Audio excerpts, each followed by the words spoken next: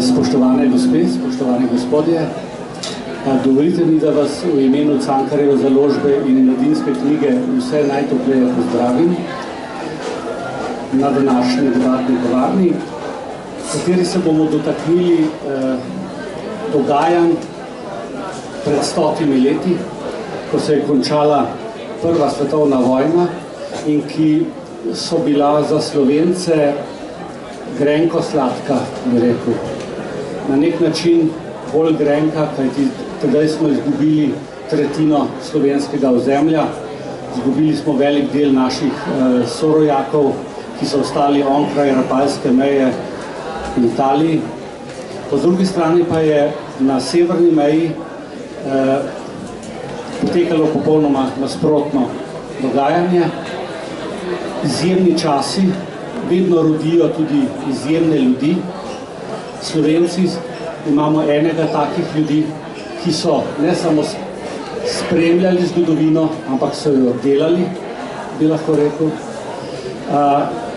Tu imamo Rudolfa Maistra, ki se mu lahko še danes zahvalimo za to, da je slovenska severna meja tam, kjer je zarisana danes, tudi v Evropski uniji. Ob tej 100. obletnici konca Prve svetovne vojne smo v obeh založbah pripravili kar nekaj knjig. Nekatere so povezane še z drugim dogodkom, to je 100. obletnica smrti Ivana Cankarja. No, danes bomo pa v bistvu nekako plesali nek ples okrog Rudolfa Maistra in Slovencev v letu 1918. Na ti temi sta išli dve knjigi, ena je tak album Rudolfu Maistru in druga je knjiga o Slovencih in Prvi svetovni vojni z naslovom Sposojenim od Ivana Cankarja Leta strahote. Z mano so avtori oziroma soavtori obeh del. Če začnem s predstavitvijo takoj ob svoji levi, Alenka Puhar, soavtorica knjige o Rudolfu Maistru in sploh ena od stalnic v tej zbirki knjig. Potem na desni strani je Mihael Glavan, ki ga tudi vsi, mislim, poznate, soavtor kar precejšnjega dela, avtor precejšnjega dela knjige o Maistru in na moji levi, vaši desni strani, Gregor Antoličič z Inštituta za zgodovino, Znanstveno-razvojnega inštituta za zgodovino SAZU-ja. Soavtor knjige Leta strahote. Kot sem rekel, se bomo vrteli predvsem okrog izjemne figure, izjemnega lika Rudolfa Maistra, čigar zaslug se dolgo časa v Sloveniji nismo ustrezno zavedali, ali pa so jih nekateri morda celo zavedno spregledali. Mislim pa, da v današnjem času doživlja neke vrste preporod, vedenje o tem človeku in da vstopa v našo nacionalno zavest. O tem, kako je sploh bil možen fenomen Rudolf Maister, kakšne so bili zunanje okoliščine, ki so omogočale, da je ta pogumen vizionar, general, pesnik, mislec, kar hočete, lahko naštevam še naprej, napravil to, kar je napravil, nam bo za uvod spregovoril Gregor Antoličič. In sicer me zanima, kakšne so bile okoliščine v tedanji Avstriji ob koncu svetovne vojne. Hvala. Hvala, da lahko ob tej priložnosti na nek način predstavljamo tudi našo knjigo in spregovorimo o Prvi svetovni vojni, kajti brez prve svetovne vojne in kolesja, ki ga je sprožila, verjetno se tudi Rudolf Meister ne bi znašel kolesje, v katerem se je znašel konec leta 1918. Vsekakor je vojna, kot vsaka vojna poprej, pomenila velik rez v tedanjo zgodovino in iz Avstro-Ogrske, ki je bila tradicionalno razdeljena na ogrski in avstrijski del, je vojna povzročila, da smo imeli še močan tretji faktor in to je bila vojska, kajti Avstro-Ogrska je bila država, v kateri je v času Prve svetovne vojne vojska prevzemala ne samo klasične vojaške dolžnosti, ampak tudi obsežna politična pooblastila, ki so jih Slovenci čutili praktično že od leta 14 naprej, še bolj pa odstopa kraljevine Italije v Prvo svetovno vojno. Prelomna točka, ki jo obeležujemo pravzaprav tudi danes, je bila na to smrt cesarja Franca Jožefa in prihod cesarja Karla na prestol, zadnjega upa monarhije, ki bi na nek način z odločilnimi akcijami državo rešil pred propadom.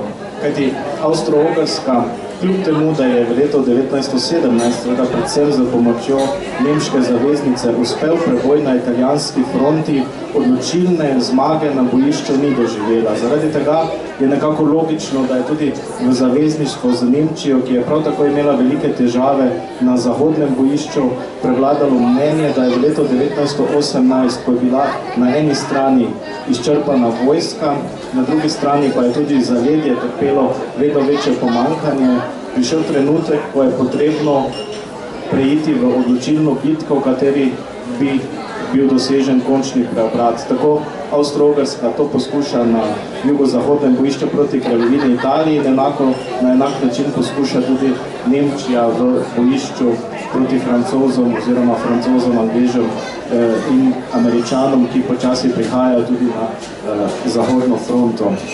Ta preobrat se žal ne zgodi, na to sledi po vojaškem porazu mišljenje, sprememba v mišljenju cesarja, da je potrebno na politični plati, na notranje političnem področju znotraj monarhije narediti spremembe, izide cesarjev manifest, ki narodu monarhije da samo odločbo, ampak cesar ne doseže tistega učinka, ki si ga je želel, kajti narodi se začnejo organizirati na novo, vendar iščejo pot iz monarhije ven in to samo odločbo ne iščejo pod okriljem Habsburške krone, ampak v lastnih nacionalnih državah. Tako se vrstijo ustanovitve novih vlad v posameznih državah, kot tudi v sami Avstriji, kjer konec oktobra, začetku novembra praktično vlada dvovladje, ko imamo na eni strani novo avstrijsko vlado pod Karlom Renarjem in še vedno vlado zadnjega avstrijskega ministerskega predsednika Lamaša, ki ga je imenoval cesar. Cesar Karel je na koncu prisiljen, da zapusti prestol, sicer ne abdicira v klasičnem pomenu besede, ampak se samo odpove pravici pri soodeleževanju pri političnih zadevah, pa vendar to ni dovolj. Cesar razmišlja o tem, da bi se vrnil na prestol. To fazo, potem, ko se mora odpovesti prisostvovanju pri vladi, smatra kot neko prehodno fazo, po kateri bo spet uspela vrnitev na prestol. To se ne zgodi. Cesar Karel je na koncu prisiljen, da zapusti Avstrijo, tik preden 24. marca leta 1919 prestopi švicarsko mejo, prekliče svojo aplikacijo in s tem na nek način svojim naslednikom in tudi sebi želi zagotoviti možnost povratka. Če še samo za hip pogledamo na drugo stran, na drugo zaveznico, ki se je borila na strani centralnih sil v Nemčiji, je bila slika nekoliko drugačna. Tam je zadnji cesarski ministerski predsednik Max von Baden imel možnost. Max von Baden je bil bratranec cesarja Viljama II. Je imel možnost, da bi on prevzel prestol potem, ko je cesar abdiciral.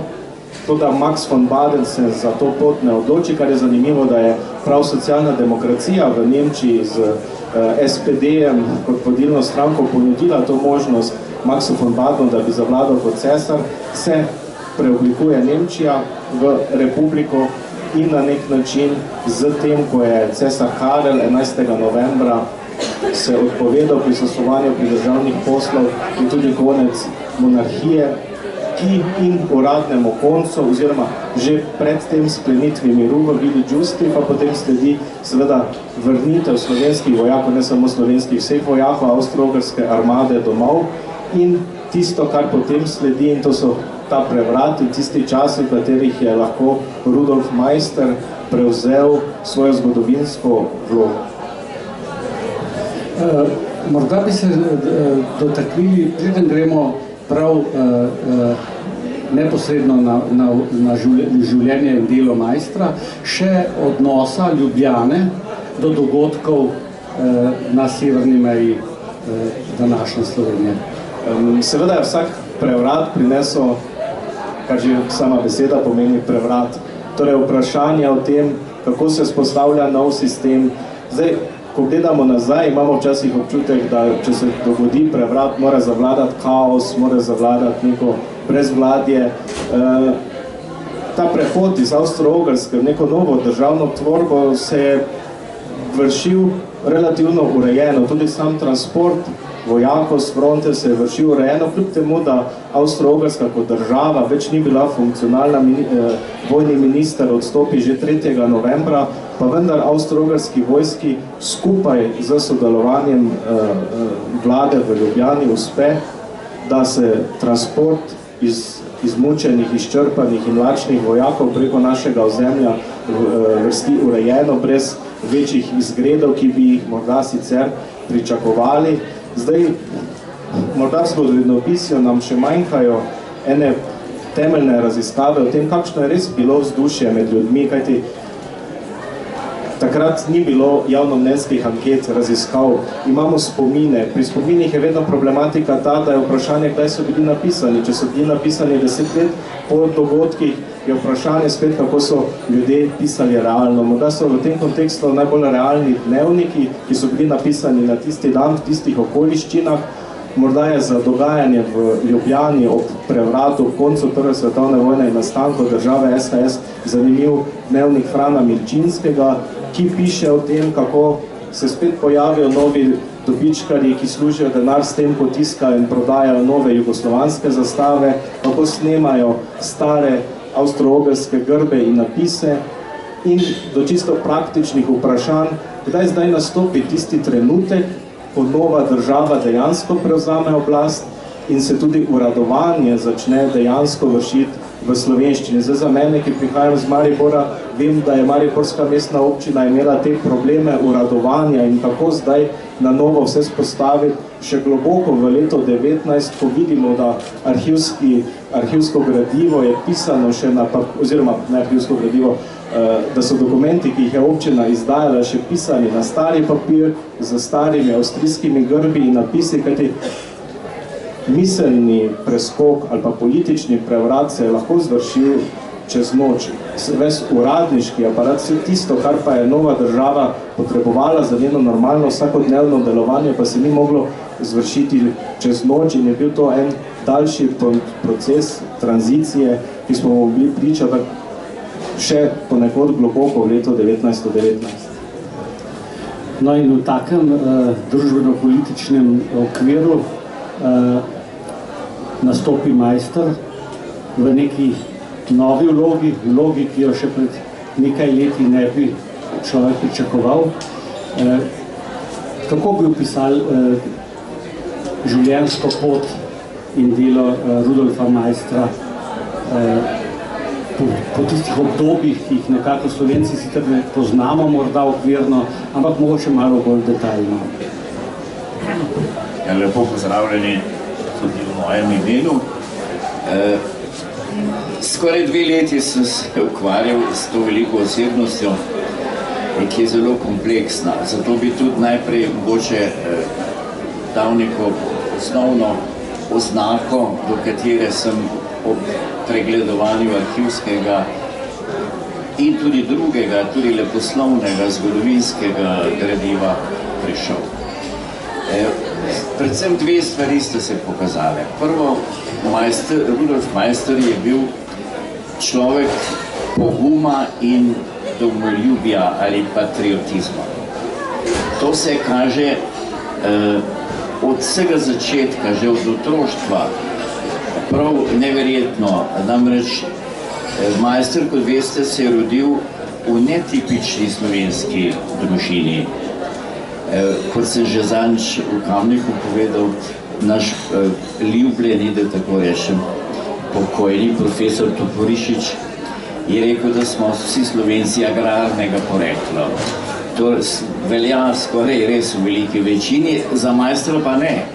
Maister se je rodil v uradniški, v avstro-ogrski uradniški družini, kjer je v bližini uniforme. On je bil z uniformo povezan od otroštva. Oče in stric sta oba nosila avstro-ogrsko uniformo, s sablo, imela sta vse sorte obeske in tako dalje. Otrok je to zelo z občudovanjem spremljal. Tako da je to gotovo tudi na nek način vplivalo na njegovo kasnejšo pot. Omenil sem pogum.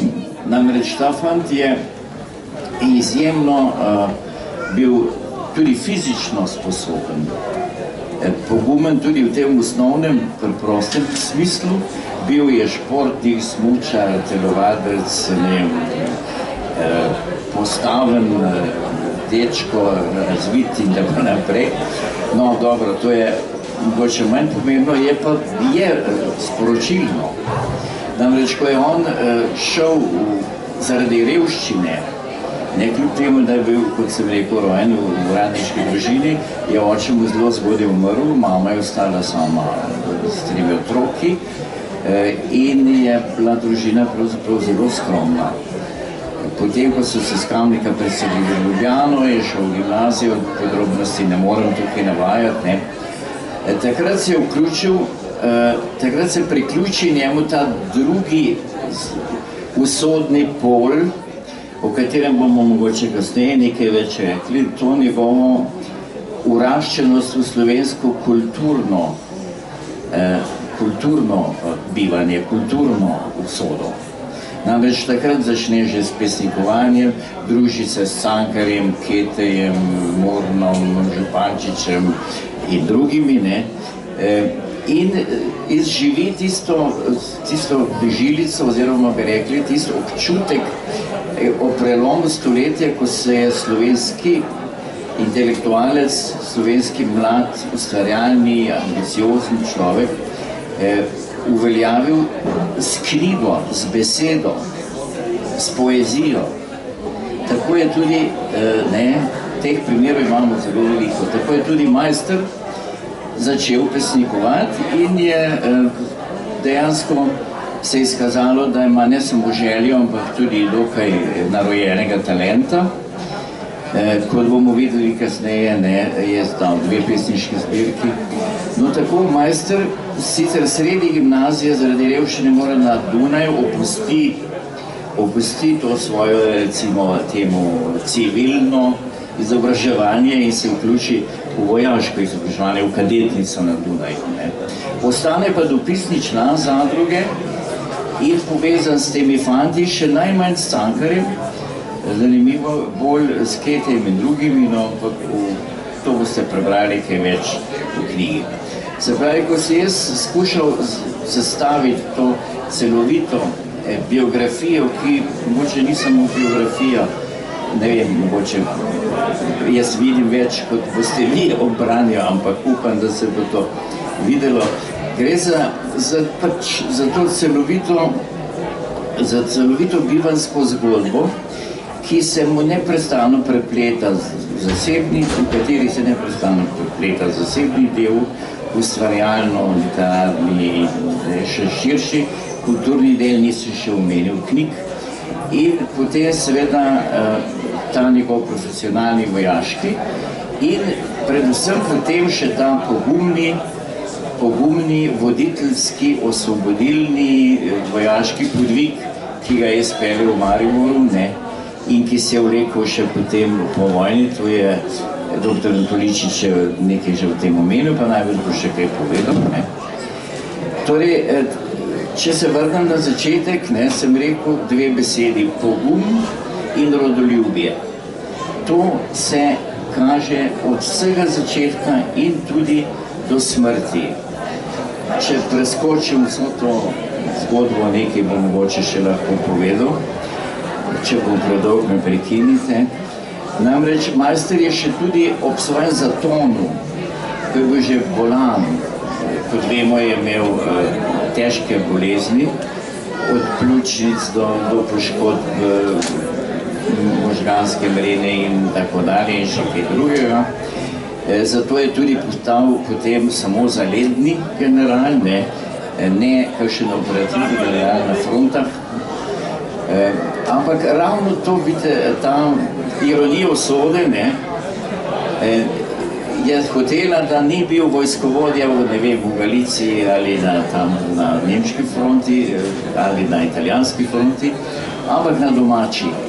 In da je bil tisti človek, ki je dejansko potem z vojaško silo, tudi to treba povedati, to je bilo osvajanje, ne samo osvobajanje, vsaj po mojem razumevanju, potem dosegal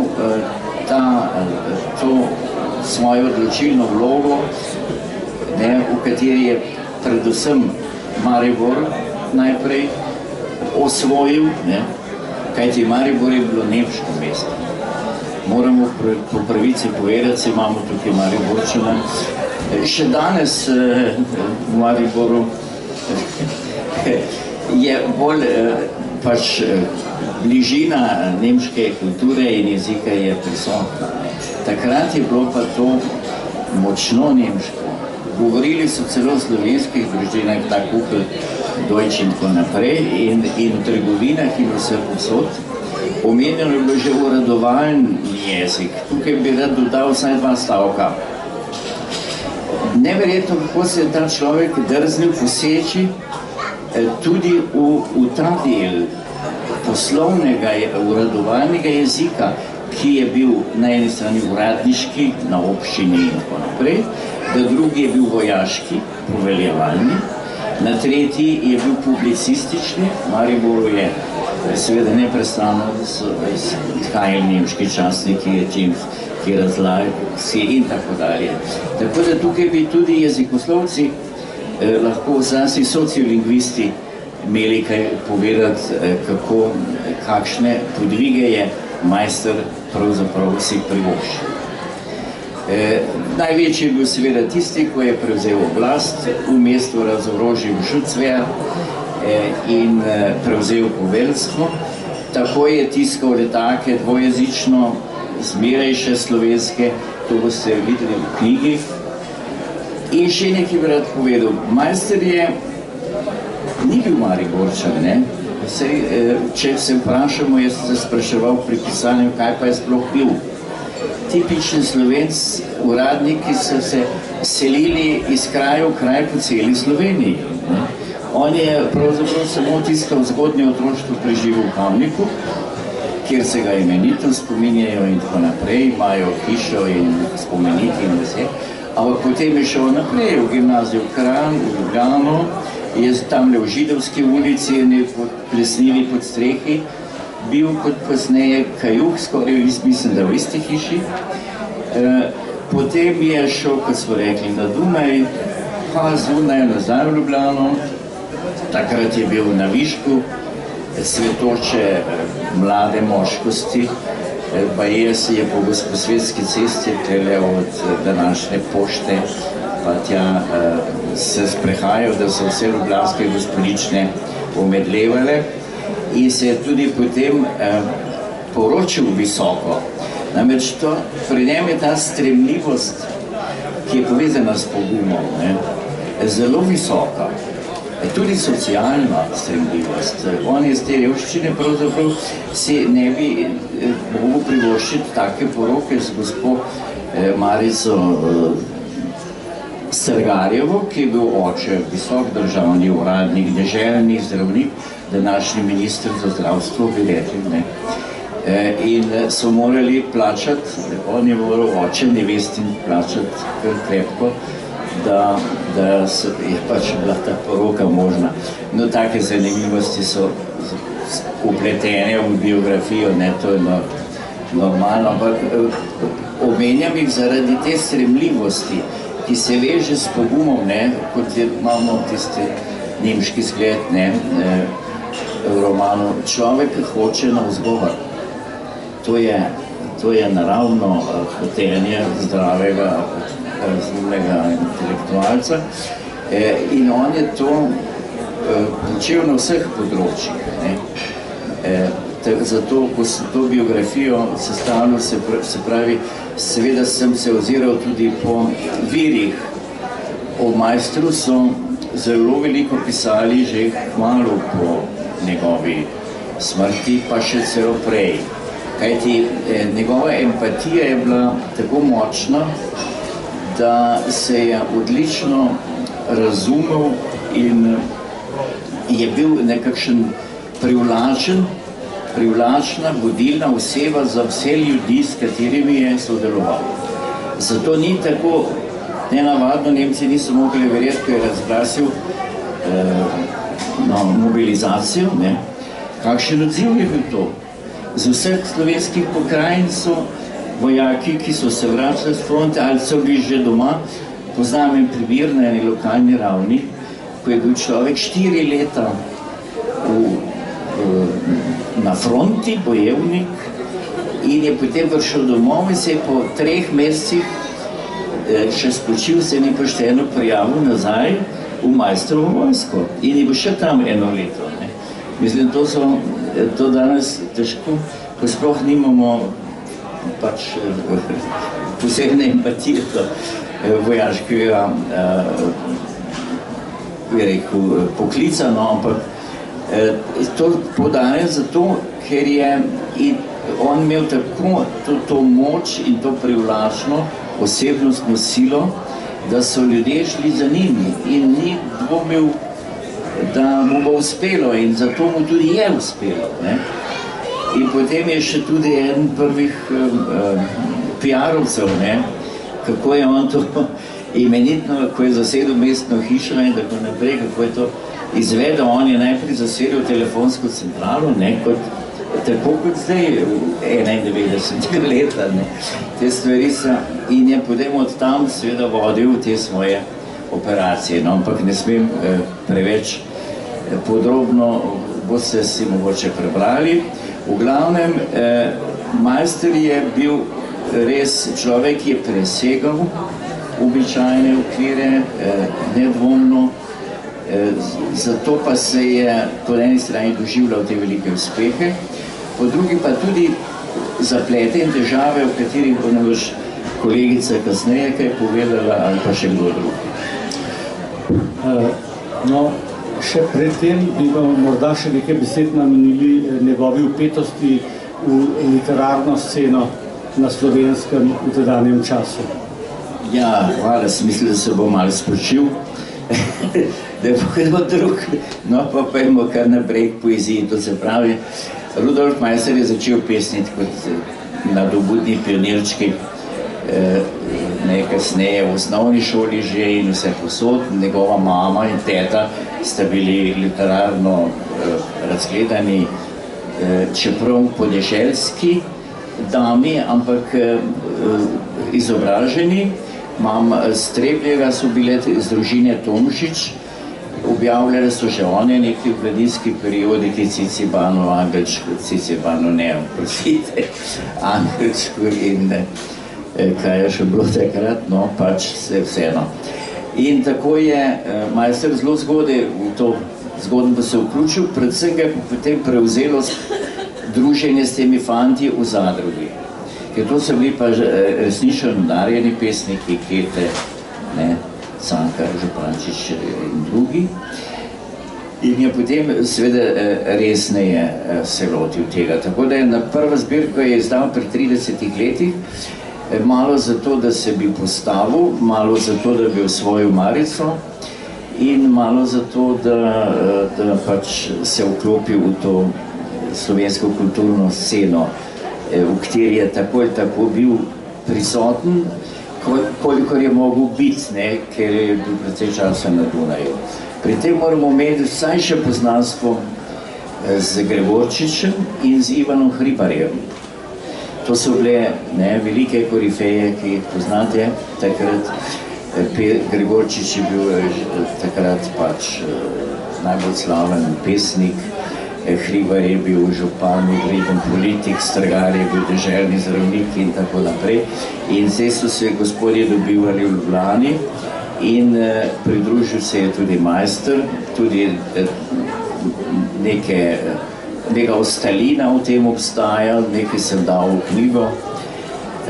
Tako da je prišlo potem do te pesniške zbirke, ki je še precej manieristična, seveda, ki se zgleduje po Aškercu, Gregorčiču in drugih. En del je ljubezenske poezije, en del je impresije z narave, pa že tudi en del je tudi že teh rodoljubnih pesmi, že tudi v tej zbirki. To potem je, on se klatil po svetu v tej svoji vojaški službi, kot veste, od Premišslav v Galiciji in vse posod, tudi za razdravljanje celo v Afriki, Dalmaciji.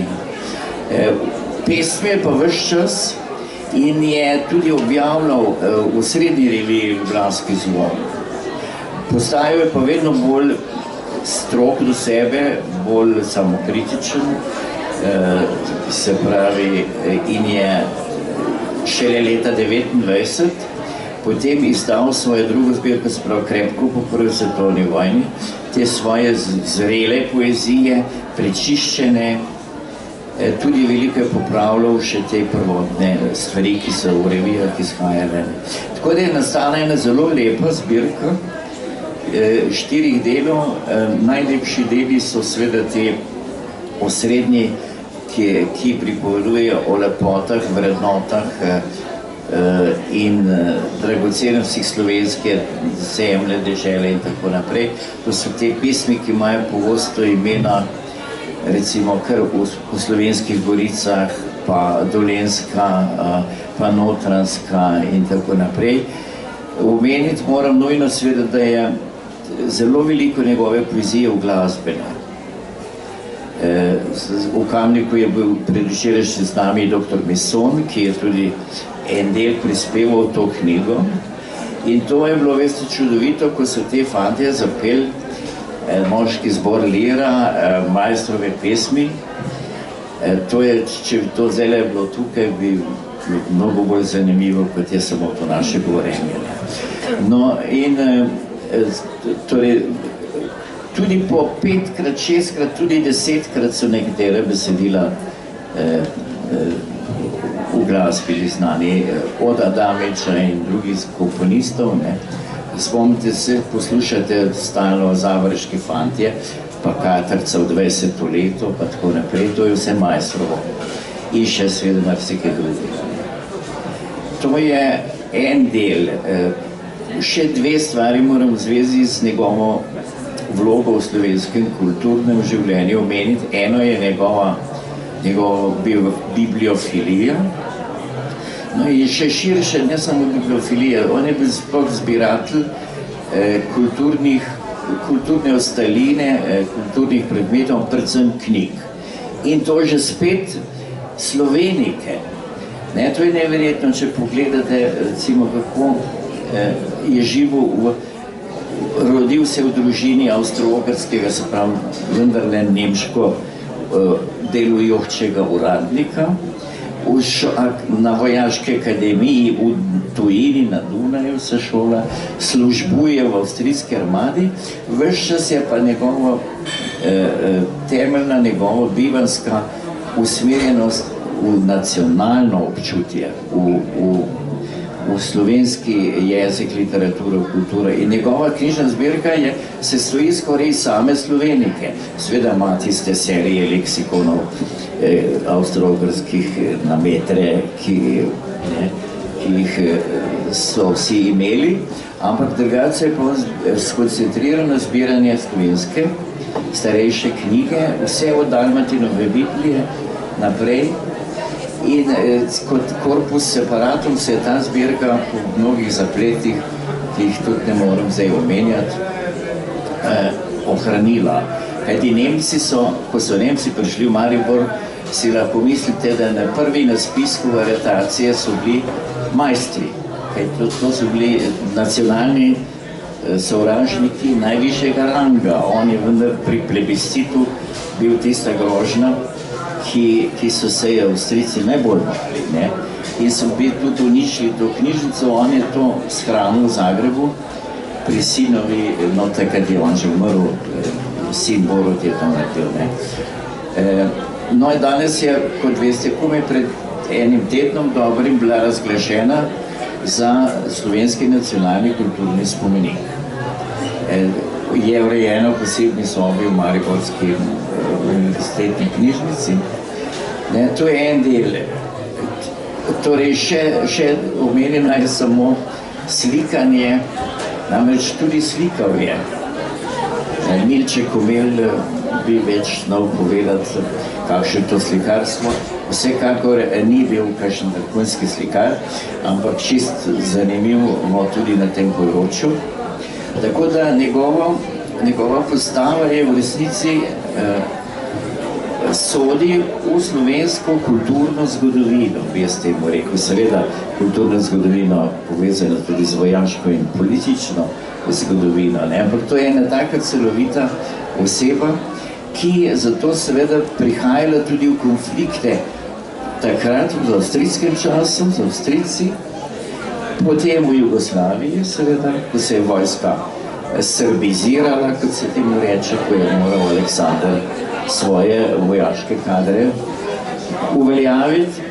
In seveda tudi po drugi vojni, ko je bila ta postava preprosto prevelika in kjer se je nekako zgodovina začenjala z NOB, je bilo to, kar je bilo pred NOB, treba nekoliko utišati, ampak o tem bodo še drugi povedali, da ne bom predal. Hvala lepa. Ja, nastavke je že dala Lenka za tvoj del razmišljanja o recepciji majstra med Slovenci vse do danes. Dobar večer.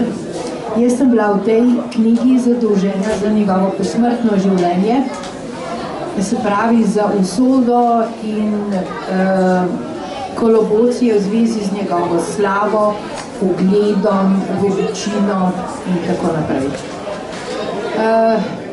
Ob slavi recimo lahko pomislimo najprej na spomenike.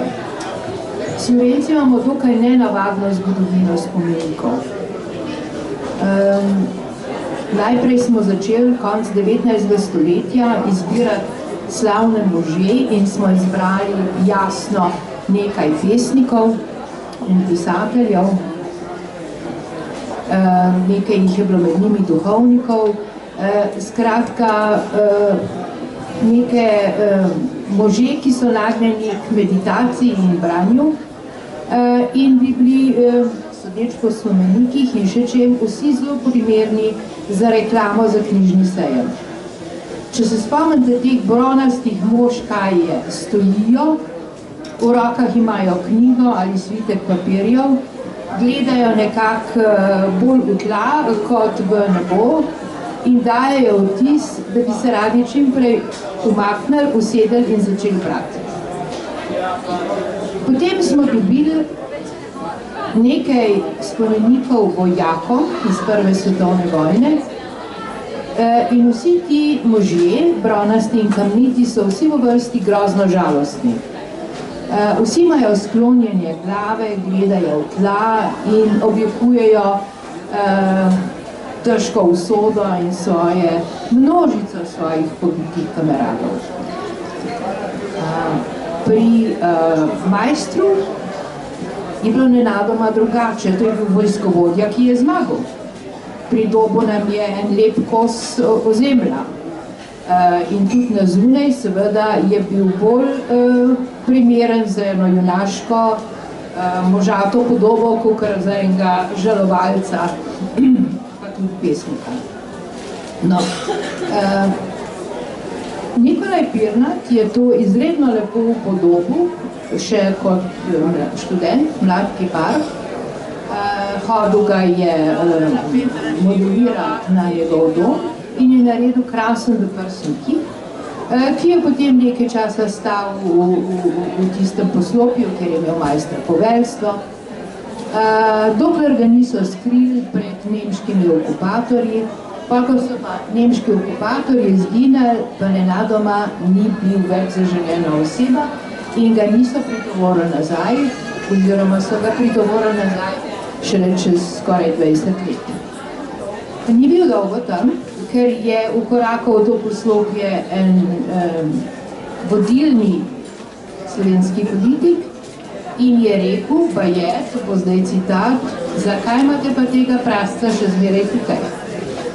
In so se seveda vsi grozno ustrašili in so poklicali delavce in so odtovorili ta kip nekam v klet in potem so ga sramežljivo odnesli nekam na deželo in postavili pred eno vaško šolo. Minil je zelo veliko časa, da so začeli resno razmišljati o tem, da bi majstru postavili en celo postaven vojaški spomenik, kot se šika. Prvi so se okorajžili v Kamniku, da so se pa še drugi, to se pravi v Mariboru, v Ljubljani, je pa imeli še nekaj desetletij.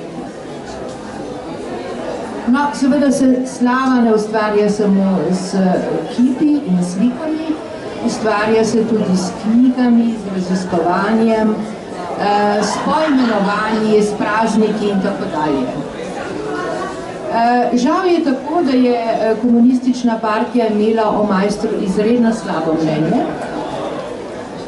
Nekako ni mogla pristati na to, da bi se zunaj proletarijata lahko zgodilo še kaj usodnega, pomembnega, velikega. Skratka, majster je nekako bil v nasprotju z nauki dialektičnega materializma. Štrlel je ven in poleg tega je imel na sebi nekaj grehov.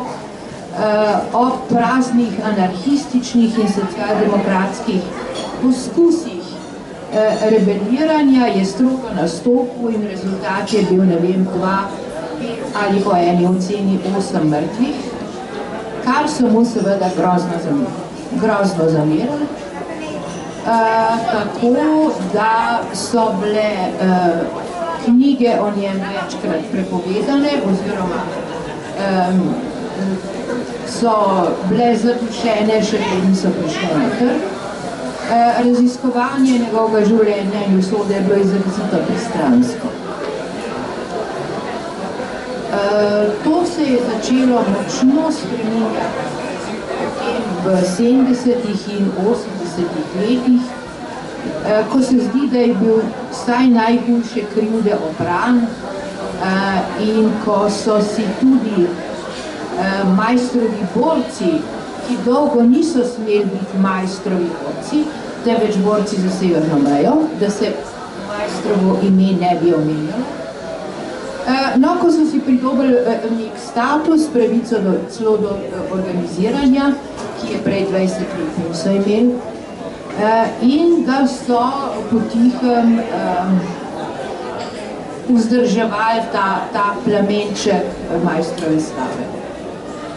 Na srečo je namreč majster imel med svojimi borci veliko pametnih, pogumnih, intelektualno sposobnih ljudi, ki so saj na skrivaj raziskovali in pisali in poskušali kaj doseči, kot je bil recimo Ude, kot je bil tudi Max Schnuderl in še nekaj podobnih, ki so vendarle počasi dosegli, da je bila majstrova slava ohranjena oziroma vzdrževana in da se je lahko razvila potem v to, kar poznamo danes. Bo dovolj za prvosilo? Bo. Hvala. Gregor, bi ti lahko mogoče še sklenil to razmišljanje stališča zgodovinopisja danes, kako ga imamo sedaj postavljenega, ne nazadnje tudi v vajeni Sloveniji. Bom probal stališča zgodovinopisja, pa mogoče tudi Mariborčana na nek način, kajti to je zdaj bolj moje osebno mnenje. Slovenci imamo do naših herojev ali pa junakov zelo čuden odnos. Zdaj pri Petru Klepcu, Martinu Krpanu ali pa kralju Matjažu še ni toliko problematično, bolj ko se pa bližamo aktualnemu času, pa je ta problematika večja. Še toliko večja v drugi svetovni vojni, ko imamo naše in vaše junake. Zdaj Maister se je na nek način v vseh teh turbulentnih časih izgubil. Zdaj, ena stvar je verjetno pri Maistru tudi ta, da nikakor mu ne moremo in ne smemo odrekati te drzne akcije, ki jo je naredil, da se je v nekih prelomnih trenutkih, ko je bila tudi smrt za nekaj takšnega, kar je naredil, možna postava v bran slovenstvo. Hkrati pa so Slovenci, potem, ko je Maister to storil, vseeno doživeli en preobrat, en nastanek države, ki bi naj bila tista obljubljena država, ki so tam v letu 1918 obljubljali tudi slovenski politiki, ki so iz neke habsburške plošče obrnili na karadžordževsko jugoslovansko ploščo. In ker ta Jugoslavija ni bila tista obljubljena, tudi za Maistrove vojake, tudi za Maistra kot vojaka, slišali smo že o tem, kako je nova jugoslovanska centralizirana oblast tudi vojsko centralizirala in to, kar so morda v avstro-ogrskih časih mnogokrat predstavljali nemški poveljniki, so potem v času Jugoslavije predstavljali srbski poveljniki. Vsem tem se je nekako morda tista obljubljena stvar izgubila in s tem tudi tisti lik Maistra. Danes je slika spet drugačna. Zdaj Maribor, ko sem poslušal ob izidu lokalnih volitev, eden izmed analitikov na RTV Slovenija rekel, da Maribor že 30 let propada. Zdaj jaz kot Mariborčan ne vem, če je ravno temu tako, pa vendar smo v letih krize tudi v Mariboru slišali glasove, predvsem med mladimi, v smislu tudi proti Maistru. Ja, če pa Maistra ne bi bilo, pa bi živeli pod Avstrijo in bi danes nam vsem šlo tako lepo, kot gre Avstrijcem preko meje, mi pa smo v Sloveniji in imamo težave. Jaz mislim, da je Maister bil zavedni Slovenec in da je to njegov zgodovinski trenutek in to, da se je v tem trenutku postavil za slovenstvo in za ideale, ki je mislil, da so pravi, vsekakor vredno slave in pohvale, seveda pa je na drugi strani stvar zgodovinarjev, da analizirajo njegovo osebnost, analizirajo okoliščine, v katerih je Maister naredil, kar je naredil in da zatem dobimo širšo sliko in da teh naših junakov, teh skromnih par, ki jih imamo, ne uporabljamo oziroma zlorabljamo za neke politične oziroma za nabiranje nekih političnih točk.